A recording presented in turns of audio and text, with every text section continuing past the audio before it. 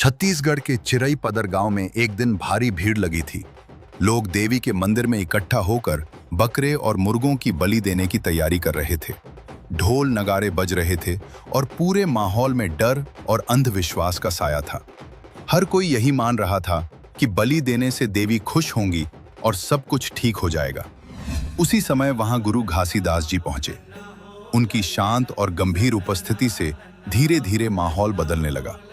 उन्होंने आसपास देखा, डरे हुए लोग, बंधे हुए जानवर और अंधविश्वास में डूबा हुआ समाज। गुरुजी ने लोगों से पूछा कि वे क्या कर रहे हैं। ग्रामीणों ने जवाब दिया कि वे देवी को खुश करने के लिए बलि दे रहे हैं।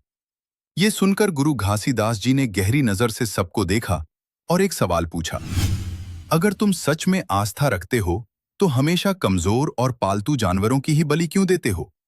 हिम्मत है तो किसी शेर या चीते की बलि क्यों नहीं देते?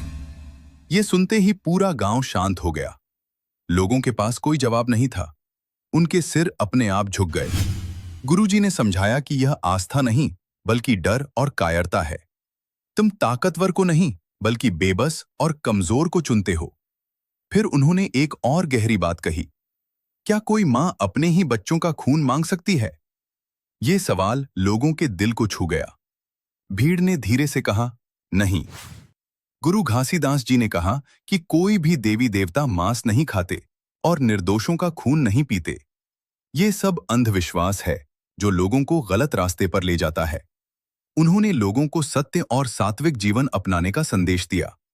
कहा कि जैसे तुम्हें दर्द होता है वैसे ही उन जानवरों को भी होता है। ये सुनकर लोगों के मन बदलने लगे। उनके हाथ कांपने लगे और उन्होंने वहीं बंधे जानवरों को आजाद कर दिया। पूरा गांव एक स्वर में बोला कि अब वे कभी बलि नहीं देंगे और सत्य के मार्ग पर चलेंगे।